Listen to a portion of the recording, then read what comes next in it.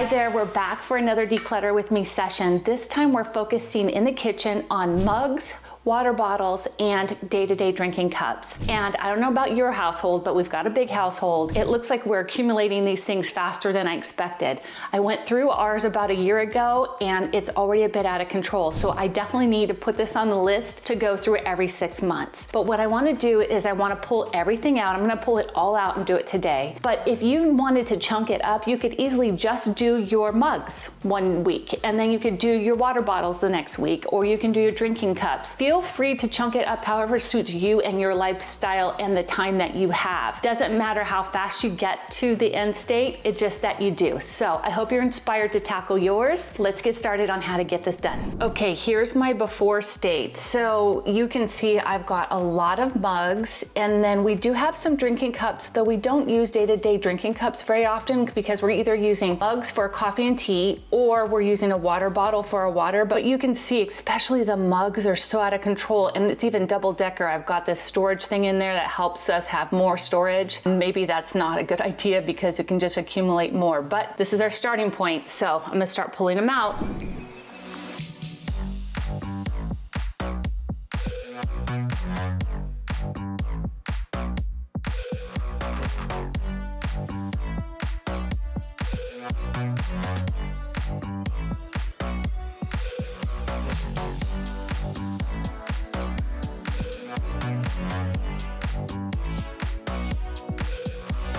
Here's what I pulled out, and it's a lot. So what I'm gonna do right now is I'm gonna organize everything. I kind of tried to keep like all the water bottles here in this area and then all the mugs, but I think I wanna organize the mugs by type because we have some like to-go type mugs and then just standard mugs. I'm really curious how many mugs we have.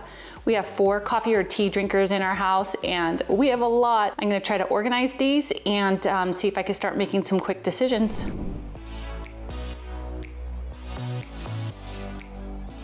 There's 30 just like standard type coffee mugs. And then the to-go ones are kind of over here, 13 to-go ones. That is crazy that we do not need this much stuff. We'll start with these, and I'm gonna pull the ones that I want, right? For example, this one was just made for me with my company name by my daughter, so I'm definitely keeping this one. This is a special one that I got from my granddaughter when she was 1 year old. It's a little bit faded, but I'm definitely keeping this one. So I mean, I can easily, say which ones I want. So maybe I get 3. This is another favorite. So I have these 3 that I know for sure I wanna keep. Everybody in the household probably has a favorite or 2. So we'll go through the process and figure out what those are and then which ones we might get rid of. Okay, here's what I've done. I've organized all of the traditional coffee cups. These belong to my son and his wife, so I'm gonna have them go through this and decide what stays and what goes. This long pile is mine, so I need to go through these. These I'm not sure whose they belong to, and then these my husband needs to make a decision on. This is how I like to approach this. Okay, so the strategy that I'm going with is what I call garage sale. And don't worry, nothing's going out in the garage or out in my yard. I call it garage sale, and I've done this in the past where I'll take all the shoes that we have accumulated in the entryway on our shelves, and I'll just say, okay, do you guys really want all of these? So I'll lay them all out, and then I'll tell them,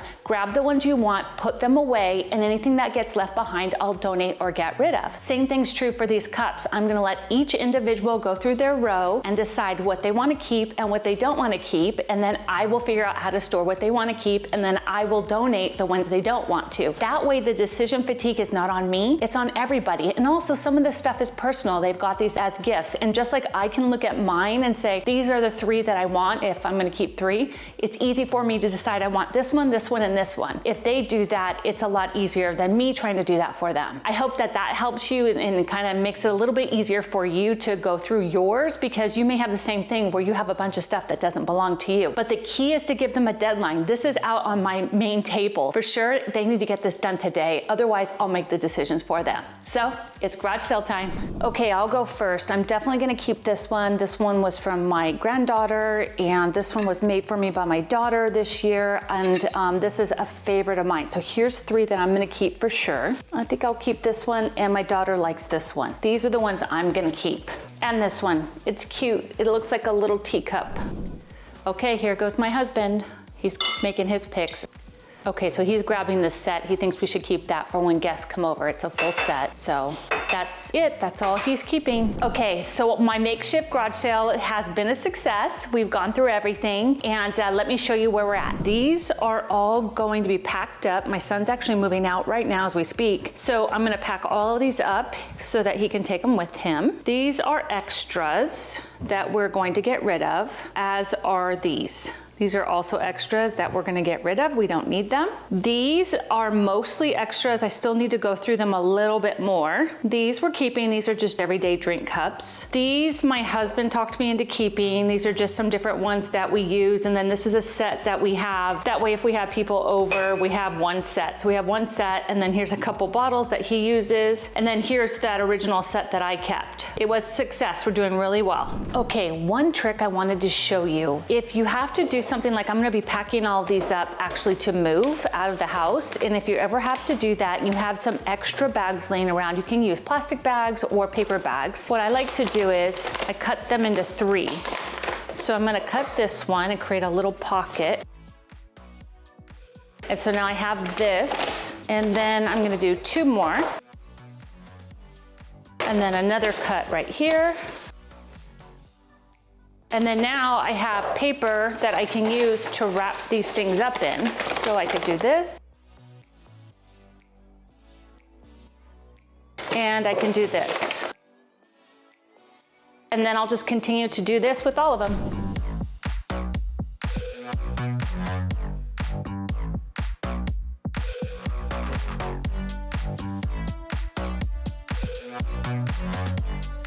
Okay, I wiped it all down. This is all cleaned out, and I also cleaned the shelf that I used. Okay, so this shelf just sits in here, and I push it back against the wall because you don't want it to be too far forward so that you can't move around the rest of the shelf. But this is really nice because I can put a whole layer down here, and I can put a whole layer up here. And you know, I could even put the travel size mugs, they'll fit down here. So this works out really well for us. I will link in the description this one, but also some other options that might work better for other spaces. Additionally, you can get these hangers that go on the shelf above, and they hang down, and you can just get little cup hooks to put like all of your mugs, so that way you can have a layer of mugs here, and you can also set some down on the bottom here. So that's another way of maximizing your vertical storage. So that works out really well. So what I'm gonna do right now is I'm gonna start getting putting all my stuff back in.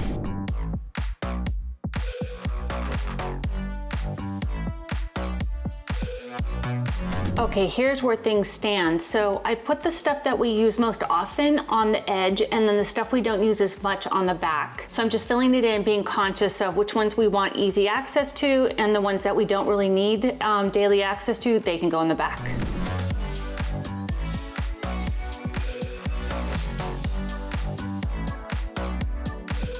Okay, when you have a lot of water bottles, here's a couple options that you can use to organize yours. You can use something like this, where you just stack them.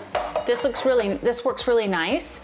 But a more inexpensive way to do it is to use like a paper holder, and I'm just using this as an example. But you can also just put them like this, that puts them on their side. It keeps them from rolling around. But if you had a couple of these, it would be a nice way to organize all your water bottles. My son's moving out, we won't have as many, so I'm gonna actually probably send these with him. This works really nice for organizing them, and it keeps them out of the way, and they're easy to grab. So if you ever get an opportunity to get this, or even maybe an old wine rack is another way to do it. You can find one at a thrift store or something. That's a great option too. Think outside of the box and try some different things so that you don't have a bunch of them tipping over inside your cupboards.